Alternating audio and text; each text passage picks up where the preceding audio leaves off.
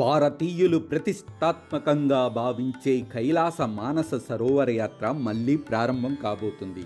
దీనికి సంబంధించి భారత్, చైనా కలిసి ఓ నిర్ణయం తీసుకున్నాయి.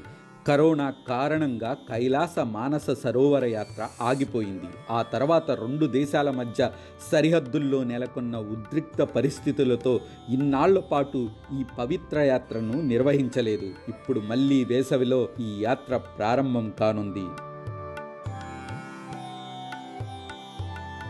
కైలాస మానస సరోవర యాత్రకు వెళ్లాలంటే పాస్పోర్ట్ ఖచ్చితంగా ఉండాలి.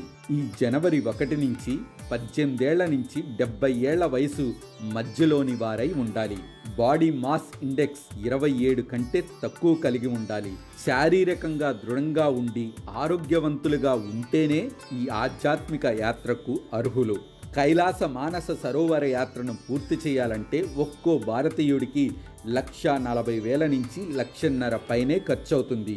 ఇందులో రిజిస్ట్రేషన్ ఫీజుతో పాటు ఇతర ఖర్చులన్నీ కలిసి ఉంటాయి.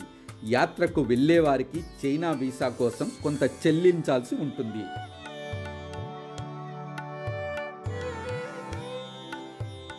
మెడికల్ టెస్టులతో పాటు టిబెట్లో బస చేసేందుకు, ప్రయాణాలకు చైనా ప్రభుత్వానికి భారీగానే చెల్లించాలి. కేవలం వీటికే 50,000 రూపాయలకు పైగా ఖర్చవుతుంది. యాత్రికుల లగేజీలు తీసుకెళ్లే పోర్టర్స్ కోసం, గుర్రాల కోసం అదనంగా చెల్లించాల్సి ఉంటుంది.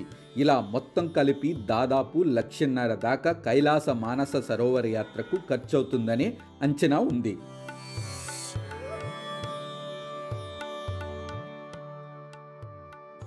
హిందువులకు కైలాస పర్వతం ఓ సాధారణ శిఖరం కాదు. కైలాస పర్వతాన్ని శివుని నివాసంగా భావిస్తారు. శివపార్వతులు అక్కడే ఉంటారని నమ్ముతారు. అందుకోసమే హిందూ మతంలో కైలాస పర్వతానికి ఎంతో ప్రాముఖ్యత ఉంది. జైన మతం ప్రకారం తొలి జైన తీర్థంకరుడు మోక్షం పొందిన ప్రదేశం కూడా కైలాసమే. బౌద్ధ మతంలో కైలాస పర్వతంపైనే బుద్ధుడు నివసిస్తుంటాడని నమ్ముతుంటారు. టిబెట్లో బౌద్ధ మతానికి ముందు ఉన్న బాన్ మతం కూడా మొత్తం ఆధ్యాత్మిక శక్తికి స్థానమని నమ్ముతుంది. అందుకే కైలాస పర్వతాన్ని 4 మతాల వారు అత్యంత పవిత్రమైన స్థలంగా భావిస్తారు.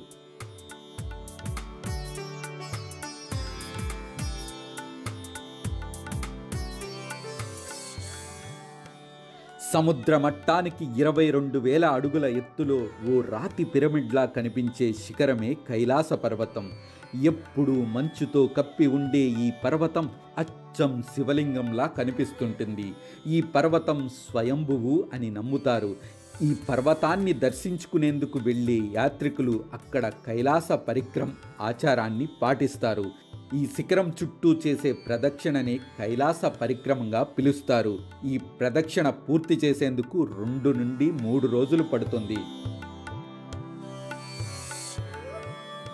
కైలాస పరిక్రమం పూర్తి చేయటంతో జీవితంలో అదృష్టం, ఆ దేవుని ఆశీస్సులు లభిస్తాయని భక్తులు నమ్ముతారు.